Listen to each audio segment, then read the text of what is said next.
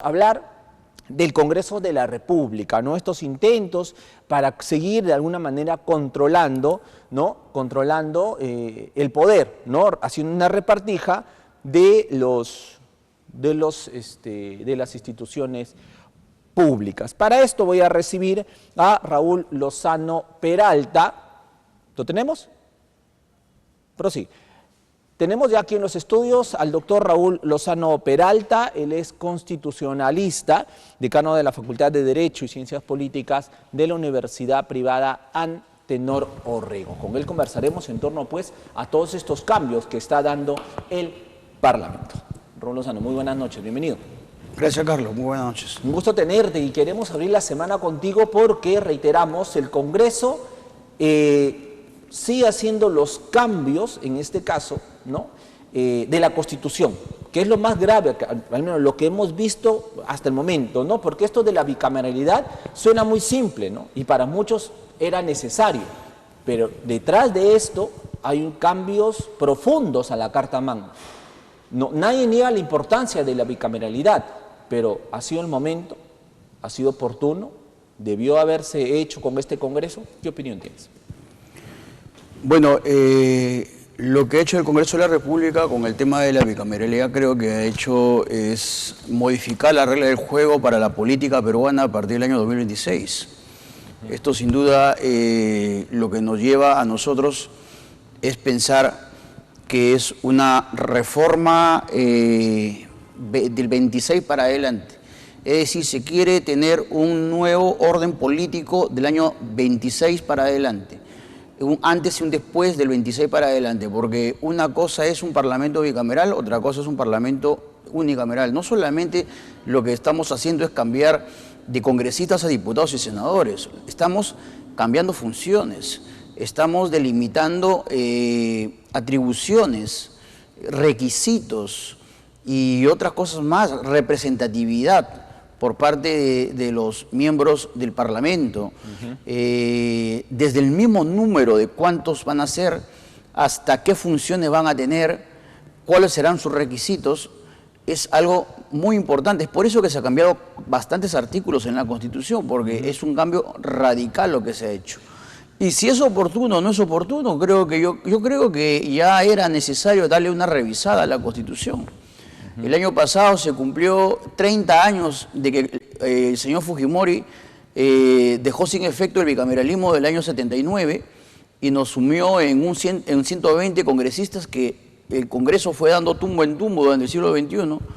Cada vez el Congreso era peor que el otro y que, bueno, en este momento nosotros hemos visto que se ha querido dar ya una bicameralidad, pero lamentablemente por ahí hay ciertas trampitas que nos han hecho, ¿no? Por ejemplo, ahora los señores congresistas que están en este momento pueden ser reelegidos sin cumplir los requisitos para ser senadores. Para que el público lo entienda, la bicameralidad era un aspecto necesario en el país, o sea, debería haberse dado hace muchísimo tiempo. En eso todos podemos estar de acuerdo, que el bicameralismo, que tengamos Cámara de Senadores y Cámara de Diputados, se implemente, en eso todos de acuerdo. Sí, claro. Y era lo normal en el Perú. Si tú ves en los 200 años, en los más de 200 años que tenemos como país, la mayor parte de la forma como el Congreso estuvo representado ha sido por dos cámaras. Correcto. O sea, históricamente había bicameralismo, ¿no? Esta bicameralidad. Perfecto. Bueno, después viene Fujimori con Montesinos, ¿no?, a la cabeza y deciden hacer una sola cámara porque obviamente era más fácil controlar a 130 que controlar a dos cámaras, ¿no? Y ya sabemos todos la salita del CIN y todo, ¿no? Entonces era muy no solamente a 103, eran 120. Y no solamente era controlar el Parlamento en ese momento, sino sobre todo robustecer el presidencialismo. Es decir, las funciones que tenía en un momento determinado el Senado pasan al presidente de la República. Entonces, ¿qué es lo que hacía el presidente? Mataba a dos pájaros de un solo tiro. Es decir, agarraba y decía, controlo el Parlamento y robustezo, hago más fuerte lo que es el tema de la figura presidencial. Perfecto. Entonces, se retornó a este bicameralismo a partir del 2026, dos cámaras, senadores y diputados. A partir del 2026 vamos a votar por estas dos cámaras. Pero tú hablabas de esta trampa. Y es lo que, si bien es cierto, el Congreso tenía la legalidad para hacer esta reforma constitucional, pero la legitimidad en ese sentido. Y ahí vamos a lo que tú nos estás diciendo. Estas trampas, ¿no?, que no debieron haberse dado, pero por tener la fuerza de los votos. Claro, lo que pasa que más que legalidad o legitimidad, lo que nosotros estamos viendo es que el congresista pensó en ese momento también, pensó más que en el pueblo, pensó en ellos mismos. Y dijeron, nosotros no nos vamos a quedar afuera. Es decir, si hacemos los cambios, nosotros tenemos que ser también partícipes de los cambios del 26 para adelante, ¿no? Y es ahí en donde prácticamente el tema de la no reelección se anula, pues, porque ahora este congresista puede ser senador.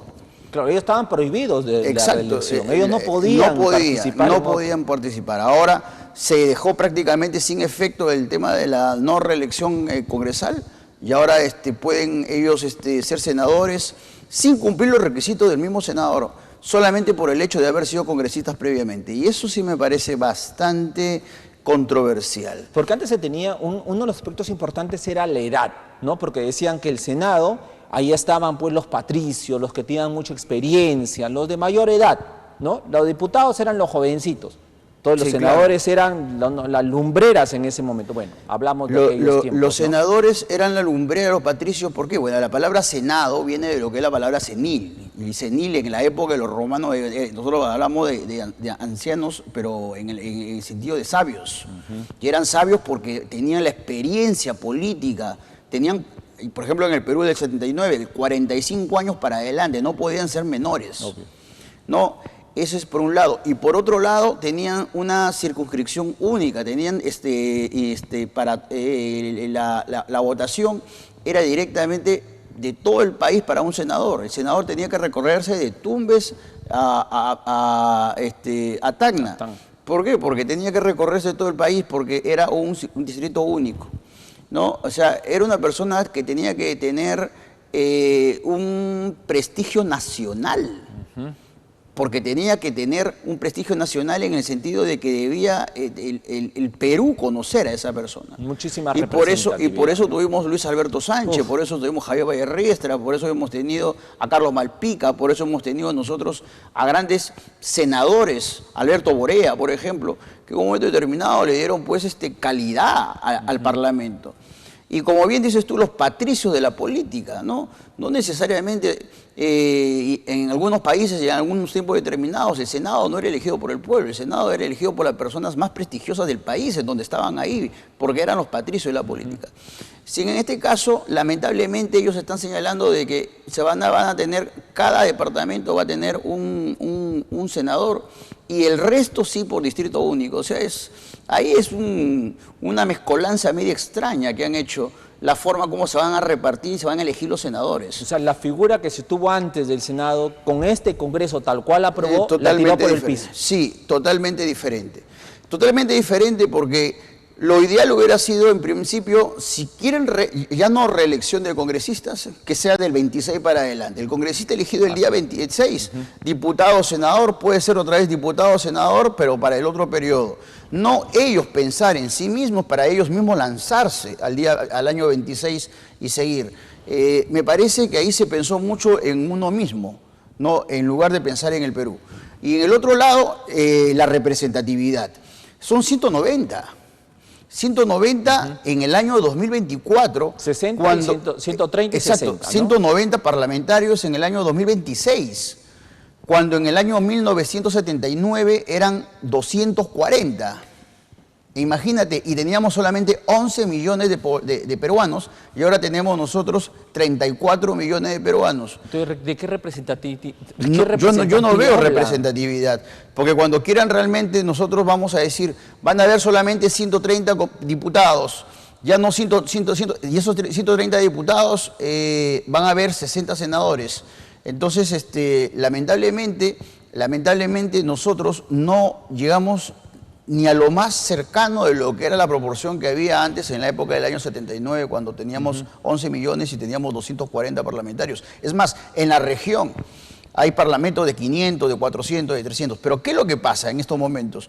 Lo que pasa es que en estos momentos se están yendo muchos temas de que se está contratando mucho personal administrativo en el Congreso de la República. ¿Y por qué se contratan muchos asesores, muchas secretarias, muchos secretarios, asesores? ¿Por qué?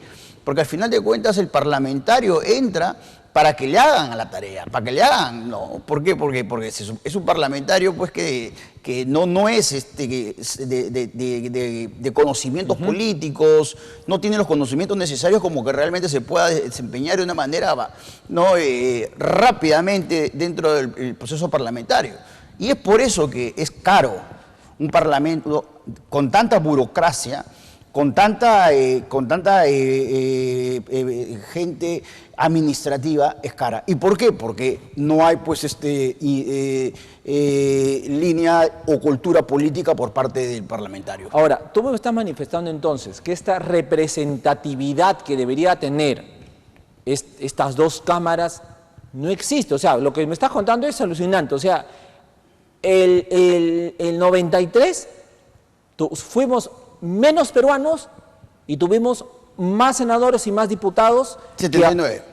Del 79. El 79. Fuimos 11 millones de peruanos y tuvimos más representantes. 240. Ahora somos 33 millones de peruanos y tenemos menos representantes. Entonces, ahora, esto podemos decirlo que el Congreso lo ha hecho adrede, porque saben pues de que si hubieran dicho, no, vamos a poner una cámara, las dos cámaras que tengan 400 parlamentarios en total, 350, no, la población se les iba encima y no les convenía. Y ya obviamente no les salía la reelección tampoco. Es verdad, es verdad. Esto ha sido hecho de una manera en la cual para que el pueblo pueda aceptarlo, pero lamentablemente a toda costa, a lo que cueste, con tal que el pueblo acepte este cambio y no haya marchas, etcétera, es lo que realmente han hecho estos parlamentarios. Esto es lo que han hecho estos señores, tienen un número irrisorio de representantes para 33 millones, en el 26 tendremos 34 millones de peruanos, y lamentablemente lo han hecho pensando en ellos mismos, porque han querido romper con ese tema de la no reelección congresal, ser senadores directamente sin tener los requisitos y que el pueblo no diga nada, y para eso le bajo la representatividad. Lamentablemente esa es la verdad. Populismo total. Esa es la verdad, populismo barato. Ahora, vamos a la Cámara de Senadores y hablamos de la edad. Antes se requería muchísima experiencia. Ahora con esta nueva norma que ha dado este Congreso, ya la edad no interesa. ¿Es así? Bueno, lo que pasa es que la edad para el que ha sido congresista en ese momento, o el que es congresista en este momento, no interesa la edad. Pueden entrar sin los requisitos de ser del Senado. Sin los requisitos del Senado. Ellos tienen como que una norma especial. Exacto. Ellos son privilegiados. Exacto, eso. Ellos son privilegiados. Tienen una norma para ellos. O sea, para ellos. O sea, a ellos no les agarra la norma general, ¿no? Ese es el tema. O sea, basta que hayan sido congresistas. Basta que hayan sido congresistas en este momento, entran directamente a los senadores sin cumplir con el requisito, por ejemplo. Aquí ya no interesa para senadores, al menos para estos congresistas, la edad de 45 años ya no interesa. Ellos van a entrar como que con una ley como que especial, ellos van a postular. Ahora, pero también acá hay otra trampa. Pueden postular a presidente, vicepresidente. Esa era mi pregunta. Y a la vez también senador o diputado. Esa Todo era mi junto. pregunta. Como Fujimori en el año 90, que postuló al Senado y postuló a la presidencia. Igualito, ellos pueden hacer lo mismo. Tal cual. Tal cual. Teniendo 19 candidatos a la presidencia con la anterior ley, con la anterior constitución, o en todo caso con la anterior 25 reforma. inscritos, 25 partidos 25 inscritos. Ahora, que estos también se lancen a ser parlamentarios y a la vez quieran ser presidentes. O sea, ¿cuántos más van a haber? Esa va a ser un arroz con mango terrible. ¿Cuántos más van a haber? Porque antes se les cerraba el paso. O eras parlamentario o eras presidente. Ahora no. Ahora tú puedes ser parlamentario y presidente en la comida, cualquiera de los dos. El que te ligue. Y a eso se suma el hecho de, como bien decías, tú lo explicabas antes de la pausa, antes para ser senador tendrías que haber tenido una representatividad nacional, o sea, que los peruanos te reconozcan una valía para que vayas al Senado. Ahora ya no, ahora basta que te conozcan en tu club de barrio y puedes ser senador. Sí, porque la mitad de los senadores tiene circunscripción departamental. O sea, yo soy un congresista que me eligieron como congresista, no sé, pues supongamos acá en La Libertad. Ya, yo también quiero ser senador y quiero ser dentro de la circunscripción departamental. Me lanzo de frente para ser senador sin los requisitos. Se acabó. ¿Y por qué? Y solamente porque la circunscripción departamental. Eso es una locura. Y el resto, ¿por qué si tiene que, los que no son de la circunscripción departamental, los senadores, ¿por qué tiene que ser distrito único? Sí, pues eso es verdad. Ahora vamos a lo siguiente. ¿Quién ha sacado adelante finalmente esta norma? Y acá vamos a ver las conveniencias, las componendas, las alianzas extrañas, alianzas contra natura que muchas veces vemos y que realmente son de espanto, ¿no? Hay que recordar que fue el fujimorismo, con Alberto Fujimori, quien cerró la Cámara de Senadores, cerró la Cámara de Diputados en el autogolpe del 93. Pero ha sido el fujimorismo ahora quien ha presentado una vez más esta norma, pero ojo, no solo el fujimorismo la ha promovido, sino que ha sido respaldado también por la izquierda de algún modo. Y estos grupitos también que existen en el Congreso y que han llevado a que se apruebe la bicameralidad. O sea, todos felices y todos contentos. A ver, hay dos bancadas que prácticamente al 100%, ¿se escucha? Sí, perfecto. Hay dos bancadas que al 100% sí han aprobado la bicameralidad, tal como con la fórmula que estamos viendo. El fujimorismo, como 22 parlamentarios, 22 representantes aprobados. Los 22 han votado por el bicameralismo. Y APP, casi el 100%, solamente uno, el 100% de los representantes de la bancada de APP ha aprobado el bicameralismo. O sea, Fuerza Popular y Alianza para el Progreso. Perú Libre, ni uno ha aprobado el bicameralismo.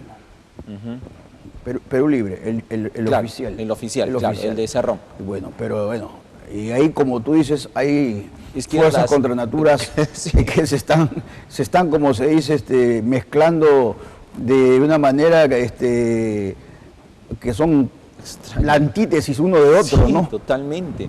Estas bloques magisteriales, estas izquierdas partidas, que hay la clásica de la izquierda, ¿no? Que siempre se llega a partir en varios pedacitos, pero que a la larga comienzan a jugar, pues, con la balanza. Pero bueno, pues veremos qué ocurre. Como tú lo has dicho, ha sido una norma que se ha aprobado de manera apresurada y muy populista y que va a traer consecuencias de aquí en adelante, ¿no? Y es importante tener en cuenta las funciones. ¿Por qué? Porque va a ser el Senado quien pueda ser el que pone la línea definitiva o la decisión definitiva con respecto a lo que es el antejuicio o el juicio político que, por ejemplo, puede destituir a un presidente de la República o que puede realmente hacerlo en el tema de lo que es la vacancia, etcétera, etcétera.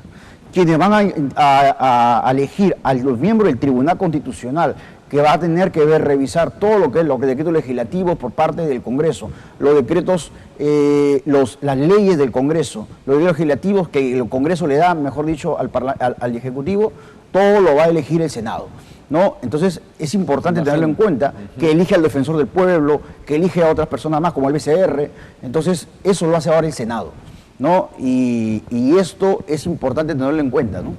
Perfecto. Ahora, no ha sido la única norma que ha aprobado el Congreso en estos últimos días. También han enfilado sus baterías contra la Junta Nacional de Justicia. Y han sido 2 miembros removidos. El día de hoy el señor Antonio de Laza se salvó, no logró los votos, pero la doctora Imelda y la doctora Aldo Vázquez han sido removidos. La señora Inés Tello y Aldo Vázquez. ¿Cómo tomas primero tú el hecho de que el Congreso se haya enfrascado, ¿no? y haya visto a la Junta Nacional de Justicia como que el plato preferido para poder devorarlo y destruirlo? Bueno, lo que pasa es que la Junta Nacional de Justicia, que en un momento determinado trató de ser lo que llegó a ser el Consejo Nacional de la Magistratura, ¿no? Tiene un papel muy delicado que es la ratificación de los jueces. Y la ratificación de los magistrados involucra necesariamente de que estos magistrados entre comillas, se porten bonito con el poder, caso contrario no se les ratifica. Y esto involucra pues cierta falta de imparcialidad que podría tener un magistrado, puesto que está esperando una ratificación y por eso realmente entra directamente el Congreso de la República. ¿Qué mensaje le está dando el Congreso de la República a la población? Que yo puedo destituir a los miembros de la Junta Nacional de Justicia, no, si es que realmente ellos no acatan o al final de cuentas no hacen lo que yo realmente como Congreso quiero, o como congresistas o como bancada queremos nosotros a nuestros propios intereses, ¿no? Porque, ojo, la Junta Nacional de Justicia nombra, ratifica, ¿no? y deja sin efecto, también remueve a los magistrados. A los jueces y fiscales en el país. Jueces y fiscales en el país. Entonces, les está diciendo el mensaje que le dice a los jueces y fiscales en el país, a los magistrados en general. ¿Qué es lo que le dice el Congreso? Oiga, yo les puedo sacar de ahí si ustedes no se portan bien con nosotros, o con mi bancada, o con mi poder que tengo en el Congreso. Y eso es un riesgo, o sea, yo he dicho, o sea, todo mal lo que hace el Congreso, o sea, todo mal. Yo no sé, discúlpame Carlos, pero yo no sé dónde está la solución del Consejo Nacional de la Magistratura ahora a la Junta Nacional de Justicia. ¿Dónde está el cambio radical para mejorar lo que era este procedimiento de elección, remoción y ratificación de jueces? Yo no lo veo, sinceramente. Yo no sé por qué sacan una cosa. Vamos de Guatemala a Guatepeor. Así de simple. Finalmente, entonces, ¿cómo entender lo hecho por el Congreso en torno a ello? Yo creo que el Congreso en un momento determinado está enseñando su fuerza, tratando de ver que realmente tiene el poder como para que les diga o les dé un mensaje a los magistrados de lo que son capaces de hacer. Son capaces de hacer. Si hay algo bueno de lo que ha hecho la bicameralidad es que realmente más adelante nosotros podamos tener 2 cámaras en las cuales los diputados y los senadores en un momento determinado puedan realmente cada uno tener sus propias funciones, ¿no? Y el diputado no puede hacer cosas que solamente el senador lo puede hacer, claro, ¿no? Y eso es lo mejor.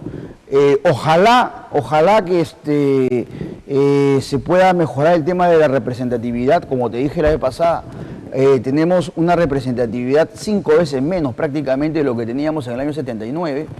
Entonces, ojalá que podamos nosotros mejorar ese aspecto. Caso contrario, nosotros nos vamos a ver en una situación de poca representatividad para una nación que lamentablemente ha atado tumbo en tumbo con los congresos. Hemos tenido congresos que cada vez nos han enseñado de que se hace mala política en este país. Politiquería, política y corrupción. Siempre han sido así. Y no solamente los congresos, los congresistas, el Ejecutivo también. Yo quiero ver un presidente que no haya estado en la cárcel, ¿no? Salvo el señor García, que se metió un balazo para no llegar a la cárcel. Pero después todos los presidentes han estado prácticamente en la cárcel, ya sea en prisión preventiva o sea en otra situación. Y Dina Boluarte va por esos pasos, ¿ah? Y claro. Y Dina Boluarte va por esa línea también. Claro. Entonces, lamentablemente también el tema de la forma como nosotros podemos interpelar, cómo podemos censurar, cómo podemos hacer voto de confianza, etcétera, etcétera. Todo esto ha cambiado. Todo esto ha cambiado. Y yo creo que ha sido un poco apresurado, posiblemente, pero el pueblo debe entender de que realmente el 26 las cosas no van a cambiar mucho, porque vamos a tener congresistas, senadores que van a entrar directamente al Congreso de la República en esa calidad, pero que van a tener solamente directamente por la circunscripción departamental una representatividad pequeña. Y a la vez no cumpliendo los requisitos que un senador debe cumplir por historia. Porque no solamente la del 79 lo decía, la decían las anteriores también que eran bicameralistas, ¿no? Esa es la situación. La calidad legislativa va a seguir cayendo con esto, no hay dudas, ¿no? Yo ojalá que no. pero no me da mucha esperanza, sinceramente. Tú eres el experto, tú eres el experto, tú eres el que conoce finalmente. Raúl, te agradezco muchísimo por estar esta noche con nosotros. Y nada, pues es la realidad política que tenemos. Muchísimas gracias por estar esta noche. No, muchas gracias, Carlos. Gracias por la invitación. Un abrazo fuerte. Raúl Lozano Peralta estuvo con nosotros, catedrático, constitucionalista, decano de la Facultad de Derecho y Ciencias Políticas de la Universidad Privada Antenor Orrego, conversaba con nosotros.